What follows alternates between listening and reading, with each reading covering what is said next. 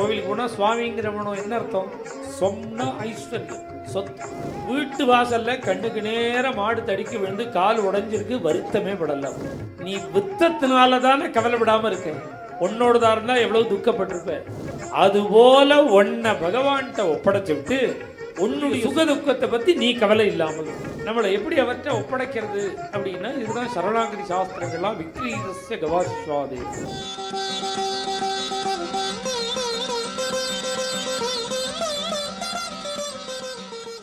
யோகக்ஷேமம் வகாமியகம் அப்படிங்கிறான் பகவான். அநேகமாக எல்லாருக்குமே புரியும். உன்னை நான் பார்த்துக்கிறேன்னு அர்த்தம். அதுக்கு இது மாதிரி கேரண்டி யாராவது கொடுக்க முடியுமோ? உன்னை நான் பார்த்துக்கிறேன்னு யாராவது கேரண்டி கொடுக்க முடியும்? பகவான் தான் சொல்கிறான், உன்னை நான் பார்த்துக்கிறேன். ஆனால் நீ எப்படி இருக்கணும் தெரியுமோ?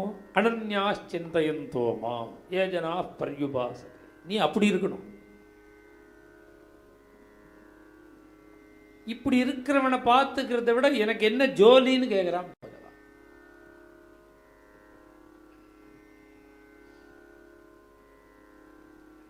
நமக்கெல்லாம் பொதுவாக ஸ்வம் அப்படின்னா சொத்து. இந்த சொத்துக்கு உடையவருக்கு சுவாமின்னு பேர். இப்போ கோவிலுக்கு போனால் சுவாமிங்கிறவனும் என்ன அர்த்தம்? சொம்னா ஐஸ்வர்யம், சொத்து.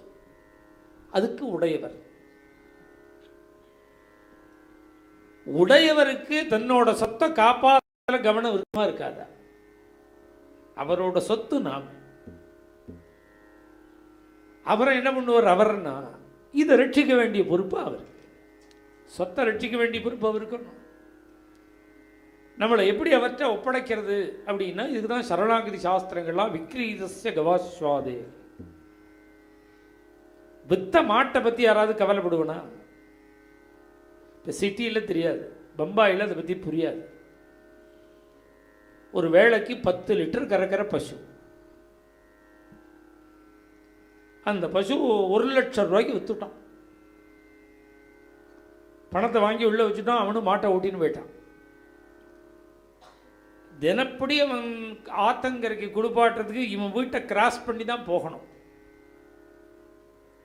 இந்த மாட்டை விற்று பணத்தை வாங்கி வச்சுட்ட உடனே எந்த மாட்டுக்காரனாவது விற்றவனாவது நேராக ஃபோன் பண்ணி அந்த ஆசாமிக்கு, நான் டெய்லி 7 மணிக்கு ஒரு தடவை தண்ணி வைப்பேன், 8 மணிக்கு ஒரு தடவை புல் போடுவேன், 11 மணிக்கெல்லாம் ஒரு தடவை ஜலம் வைப்பேன், நீங்கள் கரெக்டாக வச்சுடுங்கோன்னு யாராவது சொல்கிறானோ?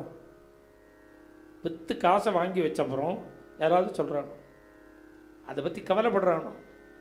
எத்தனை லிட்டர் பாலை குடிச்சிருக்கான் அதோட பாலை. அதுக்கு பட்னி கிடக்குமே, அதுக்கு தீனி போட்டானா அதை பற்றி கவலைப்படுறானோ? இதை விட ஆச்சரியம், இவன் வீட்டு வாசல் வழியாக அந்த பசுமாட்டை ஓட்டின்னு போகும்போது தடிக்கு கீழே விழுந்துடும், கால் உடஞ்சி போயிடும். இந்த மாட்டுக்கு பெரிய ப்ராப்ளம் என்னென்னா ஃப்ராக்சர் தான். ஃப்ராக்சர் போனால் ஃப்ராக்சர் ஆச்சுன்னா காலமாயிடும். ஒரே கணக்காக தான். மாட்டை ரட்சிக்கிறது, பசுவை ரட்சிக்கிறது பெரிய காரியம். ஃப்ராக்சர் ஆச்சுன்னா அதான் கடைசி. வேற ஒன்றும் ப்ராப்ளம் இல்லை. மனுஷியான மாதிரி கட்டுப்பட முடியாது. அதுவாக கூடணும், அதுவாக கூட விடாதது பசுவோட தன்மை. இப்போ அப்படிலாம் வரக்கூடாதுன்னு தான் இப்போ எவ்வளவு கவர்மெண்ட்லேயும் நிறையா பண்ணியிருக்கா, ப்ரைவேட்லேயும் பண்ணியிருக்கா. இப்படி ஒரு மாடுக்கு ஃப்ராக்சர் ஆகிடுதுன்னா உடனே அதை தூக்கி நிறுத்துறதுக்கு பெல்ட்டெல்லாம் வச்சு அதெல்லாம் நம்ம ஆசிரமத்தில் இருக்குது. இப்போ ஒரு 10 வருஷம் முன்னாடி இந்த ஃபெசிலிட்டிலாம் கிடையாது. இப்போ அந்த பசுவை மூவ் பண்ணுறதுக்கோ தூக்கி நிறுத்துறதுக்கோ உள்ள ஃபெசிலிட்டிலாம் வந்துடுது. இப்போ இனிமேல் முன்ன மாதிரி இல்லை, ஃப்ராக்சர் ஆனால் காலமாகாது, ரட்சிச்சிட முடியும் அப்படிங்கிற ஒரு பரிஸ்திதி இன்றைக்கி இருக்குது. அந்த பசுமாடு தடிக்கு கீழே விழுந்து கால் உடஞ்சுடுத்து.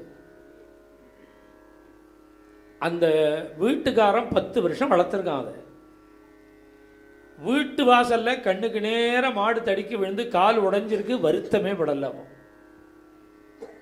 மாறுதலாக சந்தோஷப்படுறான்.